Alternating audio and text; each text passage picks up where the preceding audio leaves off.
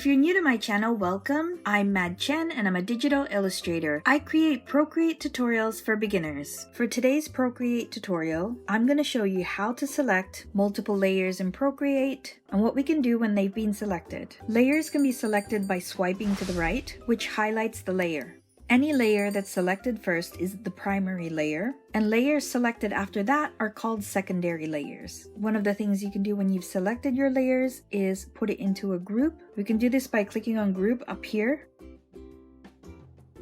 We can also move our selected layers together by clicking and dragging it up and down the hierarchy. And we can also use the transform tool for multiple layers. There's a lot to cover with the transform tool, so I'll be showing you how to use this tool in future Procreate tutorials. Thanks for watching, guys. Please support this channel by liking, commenting, sharing, and subscribing to Mad Chen. If you have any questions, comments, or problems with Procreate, please leave comments down below because I want to be supportive and help you guys get better at using Procreate and also get better at your artwork. You can also check out my other Procreate tutorials, which I will leave links up above and also in the description below. I hope you guys have a lovely day, and I will see you in the next Procreate tutorial.